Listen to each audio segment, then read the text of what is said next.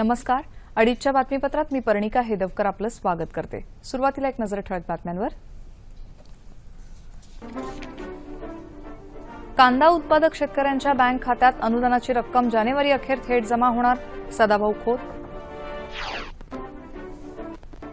संसदेच्या दोन्ही सभागृहात आजही गदारोळ, लोकसभेचं कामकाज 14 डिसेंबरपर्यंत स्थगित. संसदेत गदारोळ करून विरोधी पक्ष देशाचा आणि लोकशाहीचा अवमान करत आहेत, व्यंकय्या नायडू. लष्कराच्या नियमित सरावाविषयी शंका घेऊन ममता बॅनर्जी यांनी वाद निर्माण केल्याबद्दल मनोहर पर्रीकर यांनी व्यक्त केली नाराजी. भारत इंग्लंड दरम्यान मुंबईत सुरू असलेल्या कसोटीत इंग्लंडचा पहिल्या डावात 400 धावांचा डोंगर, भारतीय फलंदाजांची संयमी सुरुवात. आणि अंदमानमधल्या बेटावर अडकलेल्या पर्यटकांच्या सुटकेसाठी नौदलाकडून बचाव कार्य सुरू. आणि आता पाहूयात सविस्तर वृत्त. विधानसभेत आज महाराष्ट्र महानगरपालिका, महाराष्ट्र नगर परिषदा, नगरपंचायती आणि औद्योगिक नगरी सुधारणा विधेयक, महाराष्ट्र महानगर प्रदेश विकास प्राधिकरण विधेयक आणि महाराष्ट्र जलसंपत्ती नियमन प्राधिकरण सुधारणा विधेयक अशी विधेयकं संमत करण्यात आली. सातारा जिल्ह्यात लांडेवाडी इथल्या गायरान जमिनींवर अनधिकृतरित्या पवनचक्क्या उभारल्या गेल्या असतील तर संबंधितांवर कारवाई केली जाईल, असं आश्वासन विधानसभेत आज प्रश्नोत्तराच्या तासात ऊर्जामंत्री चंद्रशेखर बावनकुळे यांनी दिलं. हसन मुश्रीफ आणि जितेंद्र आव्हाड यांनी विचारलेल्या तारांकित प्रश्नावर ते उत्तर देत होते. शासनाच्या गायरान जमिनींवर या पवनचक्क्या अनधिकृतपणे उभारल्या गेल्याचा आरोप आव्हाड यांनी केला. त्यावर या गायरान जमिनींची मोजणी करून 1 महिन्याच्या आत कारवाई करू, अशी ग्वाही बावनकुळे यांनी दिली.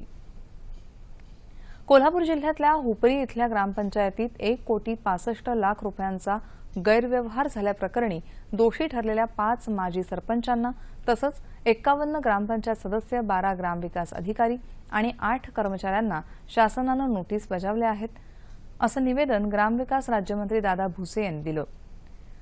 गैरव्यवहारातली रक्कम दोषींकडून वसूल केली जाईल, असं ते म्हणाले. डॉक्टर सुजित मंचेकर यांनी विचारलेल्या प्रश्नाला ते उत्तर देत होते. उस्मानाबाद जिल्ह्यात खानापूर जामगाव परिसरातल्या पाझर तलावाच्या दुरुस्तीसाठी 10 लाख रुपयांचा निधी देण्याचं आश्वासन जलसंपदा मंत्री राम शिंदे यांनी सभागृहाला दिलं. राज्यभरात पाझर तलावांच्या दुरुस्तीचं काम हाती घेण्याची आवश्यकता असून त्यासाठी वेगळा आराखडा तयार करण्यात येईल, असंही त्यांनी सांगितलं. रायगड जिल्ह्यात जामरुंग इथं जलयुक्त शिवार योजनेच्या कामात कथित गैरव्यवहार झाल्याच्या प्रकरणाची चौकशी करून योग्य ती कारवाई केली जाईल, अशी ग्वाही राम शिंदे यांनी दिली. राज्यातल्या शासकीय रुग्णालयांमधले 497 डॉक्टर्स बेपत्ता असून 199 डॉक्टरांवर उचित कारवाई करून त्यांना सेवेतून काढून टाकण्यात आलं आहे, तर अन्य डॉक्टरांच्या बाबतीत चौकशी सुरू असल्याचं सार्वजनिक आरोग्य आणि कुटुंब कल्याण राज्यमंत्री विजय देशमुख यांनी विधानसभेत सांगितलं. उल्हासनगरच्या आमदार ज्योती कलानी यांनी उल्हासनगर इथल्या शासकीय प्रसूतीगृहाबद्दल विचारलेल्या तारांकित प्रश्नाला त्यांनी सविस्तर उत्तर दिलं, असं आमच्या प्रतिनिधी ज्योती आंबेकर यांनी कळवलं आहे.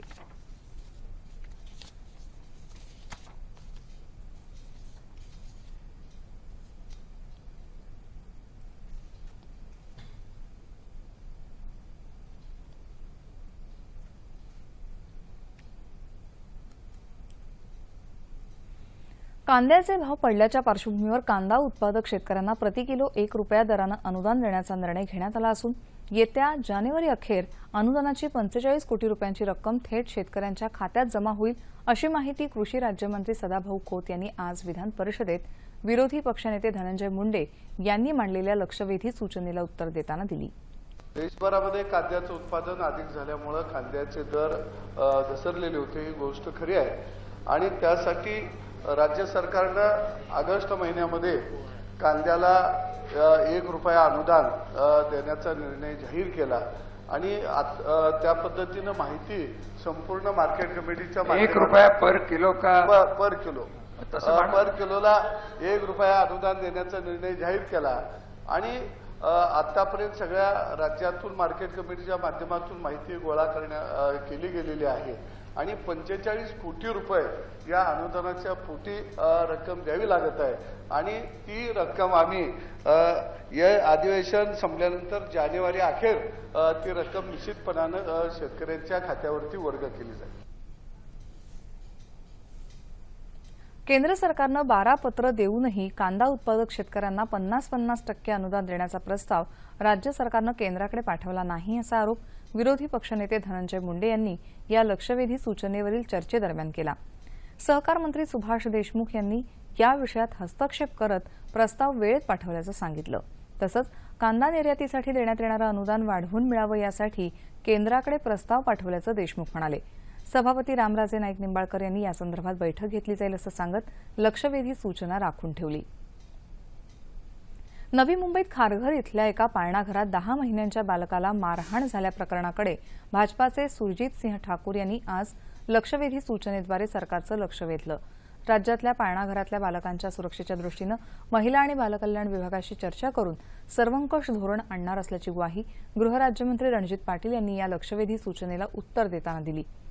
पाळणाघर ही व्यावसायिक व्यवस्था झाल्यामुळे पाळणाघरात मुलांच्या संगोपनासाठी नेमण्यात येणाऱ्या आयांना प्रशिक्षण बंधनकारक करावं, पाळणाघरात सीसीटीव्ही लावून त्याची जोडणी पालकांच्या मोबाईलशी देता येईल का याचा विचार करावा, बालक अत्याचार कायद्यात राज्य सरकारनं आपल्या कक्षेत सुधारणा करून तो अधिक कठोर करावा, तसंच येत्या अर्थसंकल्पीय अधिवेशनात हे धोरण आणावं असे निर्देश सभापती रामराजे नाईक निंबाळकर यांनी सरकारला दिले। या लक्षवेधी सूचनेवरील चर्चेदरम्यान बोलताना शिवसेनेच्या नीलम गोऱ्हे यांनी नवी मुंबईत पाळणाघरात बालकाला झालेल्या अमानुष मारहाण प्रकरणी गुन्हा दाखल करताना सहाय्यक पोलीस निरीक्षकानं हलगर्जीपणा केल्याचं निदर्शनाला आणून दिलं। या प्रकरणात फिर्याद दाखल करण्यास टाळाटाळ करणाऱ्या पोलीस अधिकाऱ्याला निलंबित करा किंवा चौकशी होईपर्यंत लांब कुठेतरी बदली करा असे निर्देशही सभापतींनी यावेळी दिले। नागपूर इथल्या मिहान सेज प्रकल्पाची जमीन रामदेव बाबा यांच्या पतंजली समूहाला नाममात्र दरानं दिल्याचा आरोप करत विरोधकांनी आज सरकारला घेरलं। याबाबतची लक्षवेधी सूचना काँग्रेसचे गटनेते शरद रणपिसे यांनी मांडताना यामुळे सरकारचं 209 कोटी रुपयांचं नुकसान झाल्याचं सांगितलं। निविदा प्रक्रिया पारदर्शकपणे राबवूनच 230 एकर जमीन पतंजलीला 25 लाख रुपये प्रति हेक्टर दरानं दिल्याचं राज्यमंत्री मदन येरावार यांनी या लक्षवेधी सूचनेला उत्तर देताना स्पष्ट केलं। मिहान विशेष आर्थिक क्षेत्राच्या बाहेरील विकसित जमीन असून यामुळे सरकारचं नुकसान झालेलं नाही असा दावा येरावार यांनी केला। विरोधी पक्षनेते धनंजय मुंडे यांनी यावेळी बोलताना निविदा प्रक्रियेवर आक्षेप घेत ही प्रक्रिया रद्द करण्याची मागणी केली। येरावार यांनी मात्र ही मागणी फेटाळून लावत निविदा प्रक्रियेतल्या निकषांचं पालन झालं नाही तर संबंधित कंपनीवर कारवाई करण्यात येईल अशी ग्वाही राज्यमंत्र्यांनी दिली। मात्र विरोधकांचं समाधान झालं नाही, याबाबत अनेक गोष्टींचा उलगडा झालेला नाही असं सांगत सभापतींनी ही लक्षवेधी सूचना राखून ठेवली। याबाबत बैठक घेणार असल्याचं त्यांनी सांगितलं।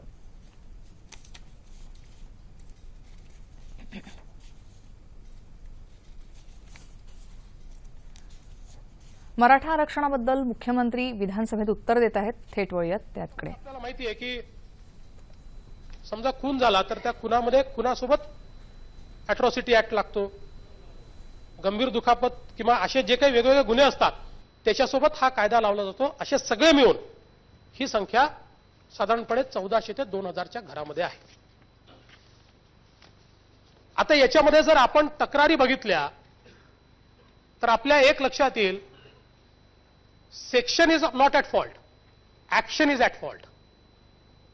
फॉल्ट सेक्शनचा नाही, तो ऍक्शनचा फॉल्ट आहे। लेटर आणि स्पिरिटमध्ये या कायद्याचा उपयोग हा ज्या प्रकारे झाला पाहिजे, त्याच्यावरची कारवाई ही ज्या प्रकारे पोलिसांनी किंवा तत्सम प्राधिकरणांनी केली पाहिजे, याच्यामध्ये काही प्रकरणांमध्ये आपल्याला त्रुटी आढळतात। आणि म्हणून एक गोष्ट तर निश्चित आहे की या कायद्याचा जर कोणी दुरुपयोग करत असेल तर मी तर स्पष्टपणे असं म्हणेल की तो डॉक्टर बाबासाहेब आंबेडकरांचा अनुयायी असू शकत नाही। कारण डॉक्टर बाबासाहेब आंबेडकरांनी संविधान दिलं, त्या संविधानातून अधिकार दिले, त्या अधिकारांचा वापर झाला पाहिजे। त्यासोबत डॉक्टर बाबासाहेब आंबेडकरांनी एकच शिकवण दिली आणि ती शिकवण संविधानाचं पालन करा। त्यामुळे दुरुपयोग करणारा जातीचा असू शकतो, तो अनुसूचित जातीचा असू शकतो, पण तो डॉक्टर बाबासाहेब आंबेडकरांचा अनुयायी होऊ शकत नाही। आणि म्हणून माझं अतिशय स्पष्ट मत आहे, शेवटी हा जो काही अॅट्रॉसिटीचा मुद्दा आहे, आज या मुद्द्याच्या संदर्भातला वाद सुरू झाल्याबरोबर दलित समाजाने देखील मोठे मोठे मोर्चे काढले, खूप मोठे मोर्चे त्या ठिकाणी निघाले. पहिली गोष्ट मला सर्व समाजांना या ठिकाणी सांगायचं आहे की राज्यकर्ते असतील किंवा विरोधी पक्ष असेल, ही प्रगल्भ लोकशाही आहे. या प्रगल्भ लोकशाहीमध्ये दोन समाजांना अमोरासमोर उभं करण्याचा विचार कोणीच करणार नाही, हा कुठेच होऊ शकणार नाही. महाराष्ट्र पुरोगामी राहिला यामुळेच राहिला की दोन समाज कधी एकमेकासमोर आम्ही उभे केले नाही. आणि ज्या दिवशी अशी परिस्थिती या महाराष्ट्रात येईल की समाजाविरुद्ध समाज, दुर्दैवाने काही लोक आणण्याचा प्रयत्न करत नाही असं नाही आहे, सगळ्यांनाच काही महाराष्ट्र चांगला पाहत नाही, पण असे कमी लोक आहेत, त्यांना काही फार समर्थन नाही आहे. त्यामुळे हे दोन समाज कुठलेही एकमेकासमोर यावेत. म्हणजे खरं तर या दोन्ही मोर्चांचं आपण बघितलं तर मराठा मोर्चांमध्ये जे काही निवेदन आली त्यातल्या बहुतांश निवेदनामध्ये कायद्याचा दुरुपयोग थांबवा असं म्हटलंय. आणि दलित समाजाचे जे मोर्चे झाले त्याच्यामध्ये अॅट्रॉसिटीचा कायदा रद्द करू नका असं म्हणत असताना दुसरं त्यांनी म्हटलंय की तुम्हाला आरक्षण मराठा समाजाला द्यायचं असेल तर आमची तयारी, आमचा पाठिंबा आहे. म्हणजे मराठा समाजाच्या किंवा ओबीसी समाजाच्या किंवा कोणी एकमेकाच्या विरुद्ध या ठिकाणी उभं आहे अशा प्रकारची स्थिती नाही आहे. त्यांच्याही निवेदनात हेच आपल्याला दलित समाजाच्या पाहायला मिळत आहे की बाबा आरक्षणाला आमचं काही ना नाही, आमच्या आरक्षणाला धक्का देऊ नका, अॅट्रॉसिटी कायदा रद्द करू नका. त्यानंतर सरकारने जर मराठा समाजाला आरक्षण द्यायचं असेल तर आमचं त्याला पूर्ण समर्थन आहे. मला असं वाटतं की या सगळ्या परिस्थितीमध्ये विमुद्रीकरणाच्या मुद्द्यावरून विरोधकांनी गदारोळ केल्यामुळे संसदेच्या दोन्ही सभागृहात आजही कामकाज होऊ शकलं नाही. लोकसभेचं कामकाज सुरू होताच लोकसभेच्या अध्यक्ष सुमित्रा महाजन यांनी भारत भेटीवर आलेल्या व्हिएतनामच्या संसदेच्या प्रतिनिधी मंडळाचं स्वागत केलं. त्यानंतर 13 डिसेंबर 2001 रोजी संसदेवर झालेल्या हल्ल्यात शहीद झालेले पोलीस, सुरक्षारक्षक आणि जवानांच्या स्मृतींना त्यांनी उजाळा दिला. अध्यक्षांनी लगेचच प्रश्नोत्तराचा तास घेण्याची घोषणा केल्यानंतर काँग्रेसचे नेते मल्लिकार्जुन खरगे यांनी विमुद्रीकरणाच्या मुद्द्यावर चर्चा घेण्याची मागणी लावून धरली. संसदेतल्या कामकाजाबाबत राष्ट्रपती प्रणव मुखर्जी यांनी केलेल्या विधानाची आठवण भाजप सदस्यांनी करून देताच लोकसभेत गोंधळाचं वातावरण झालं. या गदारोळाचंच अध्यक्ष सुमित्रा महाजन यांना कामकाज 11:30 वाजेपर्यंत तहकूब करावं लागलं. कामकाजाला पुन्हा सुरुवात होताच आपण विमुद्रीकरणावरच्या चर्चेला तयार असल्याचं खडगे यांनी सांगितलं. मात्र या प्रश्नावरून गेले 17 दिवस संसदेचं कामकाज ठप्प होत असल्याबद्दल विरोधकांनी माफी मागावी अशी मागणी संसदीय कार्यमंत्री अनंत कुमार यांनी केली. त्यावर पुन्हा घोषणाबाजी आणि गोंधळ झाल्यानं लोकसभेचं कामकाज आधी 12 वाजेपर्यंत आणि त्यानंतर 14 डिसेंबरपर्यंत तहकूब करण्यात आलं. राज्यसभेतही आज कामकाजाची सुरुवात गदारोळानंच झाली. बहुराष्ट्रीय कंपन्यांचं हित ध्यानात घेऊन केंद्र सरकारनं गव्हावरचं आयात शुल्क 10% 0% आणण्याचा निर्णय घेतला असा आरोप विरोधकांनी केला. देशात गव्हाचा पुरवठा असूनही आयात शुल्क रद्द केल्यानं आता इतर देशांमधला स्वस्त गहू देशात विनाकारण आयात केला जाईल असा आरोप बसपा, समाजवादी पार्टी आणि इतर काही पक्षाच्या सदस्यांनी केला. तर गेल्या काही दिवसांपासून चढे राहिलेले गव्हाचे भाव नियंत्रणात आणण्यासाठी हा निर्णय घेतल्याचं सांगून केंद्रीय अन्न आणि नागरी पुरवठा मंत्री रामविलास पासवान यांनी हे आरोप फेटाळून लावले.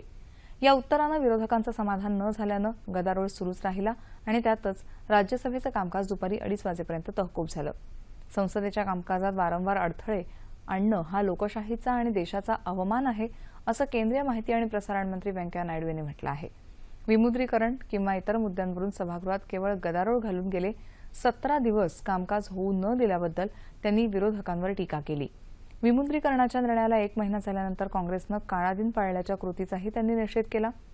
केंद्र सरकार भ्रष्टाचार रोखण्यासाठी कठोर पावलं उचलत असताना विरोधक मात्र जणू काळ्या पैशाचं समर्थन करून राष्ट्रपिता महात्मा गांधी आणि त्यांच्या तत्वांचा अपमान करत आहेत असं नायडू म्हणाले. लष्कराविषयी अनुद्गार काढून आणि त्यांच्या नियमित सरावाबद्दल शंका घेऊन विरोधकांनी काय साधलं असा प्रश्न त्यांनी उपस्थित केला. काँग्रेसच्या काळात झालेले गैरव्यवहार, घोटाळे, रुपयाचं अवमूल्यन या सर्व गोष्टींचा विसर पडू न देण्याचं तसंच केंद्र सरकारला जाब विचारण्यापूर्वी विरोधकांनी स्वतःच्या कारकिर्दीत झालेल्या बाबींकडे पाहण्याचं आवाहन त्यांनी केलं. भारत हा अमेरिकेचा संरक्षण क्षेत्रातला प्रमुख भागीदार असणार आहे. अमेरिकेचे संरक्षण मंत्री ॲश्टन कार्टर भारताच्या दौऱ्यावर आले असून पंतप्रधान नरेंद्र मोदी यांची त्यांनी काल नवी दिल्लीत भेट घेतली। त्यानंतर संरक्षण मंत्री मनोहर पर्रिकर यांची भेट घेतली आणि मग एका संयुक्त निवेदनाद्वारे ही घोषणा करण्यात आली। प्रादेशिक सुरक्षेसाठी दहशतवादाला आळा घालणं आवश्यक आहे। दहशतवादी गटांना कुठल्याच देशात थारा मिळता कामा नये या मुद्द्यावरही या बैठकीत एकमत झालं।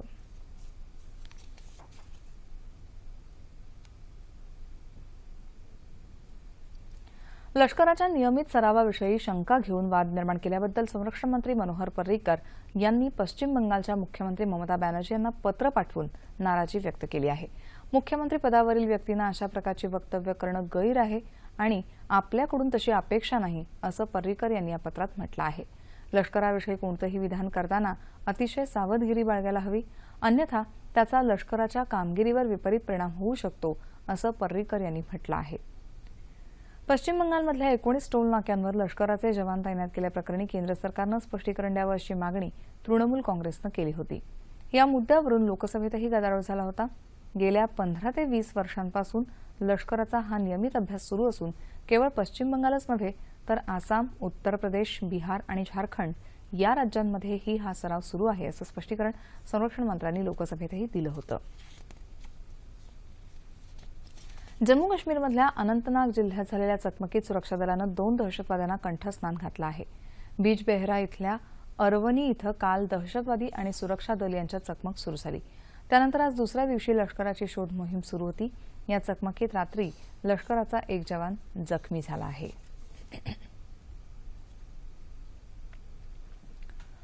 इस्लामिक स्टेट या दहशतवादी संघटनेत सहभागी असल्याच्या आरोपावरून दहशतवाद विरोधी पथकानं 28 वर्षांच्या युवकाला अटक केली आहे। हा तरुण ठाणे जिल्ह्यातल्या मुंब्र्याचा असून इजिप्त आणि लिबियाला जाण्यासाठी त्यानं देश सोडला होता। देश सोडल्यानंतर तो इस्लामिक स्टेट या संघटनेत सहभागी झाला। या संदर्भात या युवकाच्या भावानं एटीएसच्या काळा चौकी युनिटकडे तक्रार केली होती, अशी माहिती दहशतवाद विरोधी पथकानं दिली आहे। संबंधित युवकाविरोधात गुन्हे दाखल करण्यात आले असून तपास सुरू आहे। अन्याय, भ्रष्टाचार आणि बेकायदेशीर कृत्यांना आळा घालण्यासाठी खात्रीशीर माहिती हे उत्तम साधन आहे, असं प्रतिपादन केंद्रीय माहिती आणि प्रसारण मंत्री व्यंकय्या नायडू यांनी केलं। बंगळुरू इथं आयोजित अखिल भारतीय लोकसंवाद कार्यशाळेचं उद्घाटन त्यांनी केलं, त्यावेळी ते बोलत होते। सरकारी वृत्तसंस्थांनी जबाबदारीनं वार्तांकन केलं पाहिजे, असं ते म्हणाले। बातमी आणि दृष्टिकोन याच्यामध्ये माध्यमांनी अंतर ठेवलं पाहिजे। माध्यमांनी वार्तांकन करताना बातमीला दृष्टिकोनाचं स्वरूप देऊ नये, जेणेकरून नागरिकांपर्यंत विश्वसनीय बातमी पोहोचेल, असं ते म्हणाले। देशाच्या विकासात राज्यांची भूमिका महत्त्वाची आहे, असं माहिती आणि प्रसारण सचिव अजय मित्तल यांनी म्हटलं आहे। नवी दिल्लीत आयोजित सिमकॉन 2016 या बैठकीचं आज उद्घाटन करताना ते बोलत होते। राज्याचे मुख्य सचिव, माहिती प्रधान सचिव, संचालक आणि केंद्र सरकारचे अधिकारी या बैठकीत सहभागी झाले आहेत। राज्य सरकारांशिवाय सरकार ठाम काम करू शकत नाही। संघराज्य रचनेअंतर्गत केंद्र आणि राज्यांनी मिळून काम करावं, असं सरकारचं तत्व असल्याचं मित्तल यांनी यावेळी प्रसारमाध्यमांचं महत्त्व उद्धृत केलं। ही परिषद 2 दिवस चालणार असून त्यात चित्रपट आणि प्रसारण क्षेत्राविषयी चर्चा होणार आहे। देशात रोकडरहित अर्थव्यवस्थेला चालना देऊन डिजिटल व्यवहारांना अधिक प्रोत्साहन देण्यासाठी केंद्र सरकारनं काल 11 महत्त्वपूर्ण निर्णय जाहीर केले। विमुद्रीकरणाचा निर्णय घेऊन 1 महिना पूर्ण झाल्याच्या पार्श्वभूमीवर केंद्रीय वित्तमंत्री अरुण जेटली यांनी काल नवी दिल्लीत घेतलेल्या पत्रकार परिषदेत याविषयी माहिती दिली। देशाच्या लोकतांत्रिक मांडणीत रोखीनं व्यवहारांची अंगभूत किंमत दडलेली असून केंद्र सरकार डिजिटल व्यवहारांच्या प्रक्रियेला गती देण्यासाठी प्रयत्नशील आहे, असं जेटली म्हणाले। 10,000हून जास्त लोकसंख्या असलेल्या गावांमध्ये प्रत्येकी 2 पीओएस अर्थात स्वाईप मशीन्स बसवली जाणार असून त्यासाठी सुरुवातीला देशातल्या 1 लाख गावांची निवड केली जाईल, असं जेटली म्हणाले। ज्या शेतकऱ्यांकडे किसान क्रेडिट कार्ड असतील त्यांना रुपे क्रेडिट कार्ड देण्याची घोषणा वित्तमंत्र्यांनी केली। देशात दररोज सुमारे 4.5 कोटी ग्राहक पेट्रोल आणि डिझेलची 1800 कोटी रुपयांची खरेदी करतात। गेल्या महिन्याभरात यापैकी 40% व्यवहार हे डिजिटल झाल्याचं ते म्हणाले। या व्यवहारांना चालना देण्यासाठी यापुढे डिजिटल पद्धतीनं केलेल्या पेट्रोल आणि डिझेलच्या खरेदीवर 0.75% सूट देण्याची घोषणाही जेटली यांनी केली। रेल्वेच्या उपनगरीय गाड्यांचे मासिक तसंच इतर पास डिजिटल माध्यमातून घेतले तर त्यावर 0.5 अर्थात 0.5% सूट मिळणार आहे। ही सवलत 1 जानेवारी 2017 पासून मुंबई उपनगरीय रेल्वेपासून सुरू केली जाणार आहे. याशिवाय रेल्वेमधली खानपान सेवा, विश्रांतीगृह इत्यादी सेवांच्या ऑनलाईन पेमेंटवर 5% सूट जाहीर झाली आहे. रेल्वे तिकिटांचं ऑनलाईन आरक्षण करणाऱ्यांना 10 लाख रुपयांच्या अपघात विम्याचं संरक्षण मिळेल असंही जेटली म्हणाले. डिजिटल अर्थव्यवस्थेला पूरक ठरणाऱ्या या घोषणांपैकी सार्वजनिक क्षेत्रातल्या विमा कंपन्यांबाबत सरकारनं महत्वपूर्ण निर्णय घेतला आहे. याअंतर्गत ऑनलाईन पद्धतीनं विमा खरेदी करणाऱ्यांना साधारण विम्यासाठी हप्त्यामध्ये 10% तर आयुर्विमा खरेदीच्या हप्त्यावर 8% सूट मिळणार आहे. राष्ट्रीय महामार्गावर होणाऱ्या ज्या वाहनांनी फास्टॅग किंवा RFID कार्ड लावलं आहे त्यांना टोल भरताना 10% सवलत मिळेल असं जेटली यांनी सांगितलं. सर्व शासकीय विभाग आणि सार्वजनिक क्षेत्रातल्या कंपन्यांनी डिजिटल व्यवहार करतेवेळी MDR शुल्काचा बोजा ग्राहकांवर टाकू नये असे आदेश दिल्याचं ते म्हणाले. तसंच 2000 रुपयांपर्यंतच्या डिजिटल व्यवहारांवर सेवा कर आकारला जाणार नाही अशी माहितीही जेटली यांनी दिली. क्रिकेट. भारत आणि इंग्लंड दरम्यान मुंबईत सुरू असलेल्या 4थ्या क्रिकेट कसोटी सामन्यात आज इंग्लंडनं पहिल्या डावात सर्व गड्यांच्या मोबदल्यात 400 धावांपर्यंत मजल मारून सुस्थिती गाठली. कालच्या 5 बाद 288 वरून आज पुढे खेळताना इंग्लंडच्या फलंदाजांची पडझड झाली. धावसंख्येत अवघ्या 9 धावांची भर पडलेली असतानाच बेन स्टोक्सला अश्विनच्या गोलंदाजीवर कोहलीनं झेलबाद केलं. त्यामागोमाग क्रिस वोक्स देखील अवघ्या 11 तर आदिल रशीद 4 धावा करून तंबूत परतले. इंग्लंडतर्फे किटोन जेनिंग्जनं सर्वाधिक 112 धावा तर जोस बटलर यानं 76 आणि मोईन अली यानं 50 धावा केल्या. भारतातर्फे आर अश्विन यानं 6 बळी घेतले. दरम्यान भारतीय फलंदाजांनी पहिल्या डावाची संयमी सुरुवात केली आहे. धावसंख्या 39 असतानाच लोकेश राहुलच्या स्वरूपात भारतीय संघाला पहिला धक्का बसला. त्यानं 24 धावा केल्या. शेवटचं वृत्त हाती आलं तेव्हा भारताच्या 1 बाद 76 धावा झाल्या होत्या.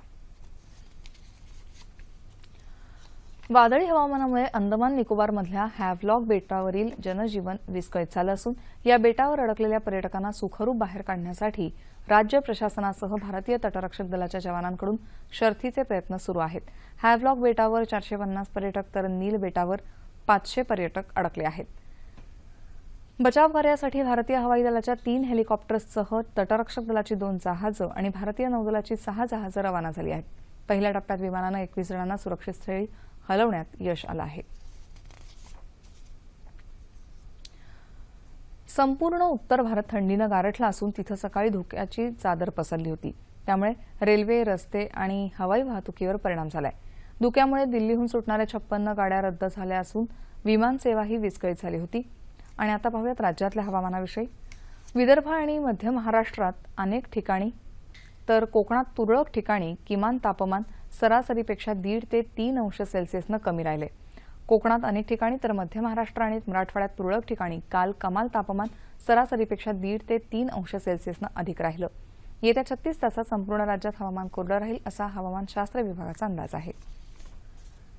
ठळक बातम्या पुन्हा एकदा.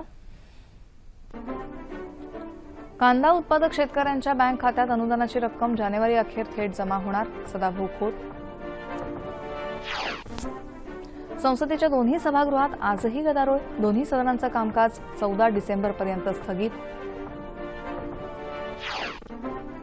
संसदेत गदारोळ करून विरोधी पक्ष देशाचा आणि लोकशाहीचा अवमान करत आहेत, व्यंकय्या नायडू. लष्कराच्या नियमित सरावाविषयी शंका घेऊन ममता बॅनर्जी यांनी वाद निर्माण केल्याबद्दल मनोहर पर्रीकर यांनी व्यक्त केली नाराजी. भारत इंग्लंड दरम्यान मुंबईत सुरू असलेल्या कसोटीत इंग्लंडचा पहिल्या डावात 400 धावांचा डोंगर, भारतीय फलंदाजांची संयमी सुरुवात. आणि अंदमानमधल्या बेटावर अडकलेल्या पर्यटकांच्या सुटकेसाठी नौदलाकडून बचाव कार्य सुरू. आणि याबरोबरच हे बातमीपत्र संपलं. पुन्हा भेटूया संध्याकाळी 5 वाजता सह्याद्री वाहिनीवर.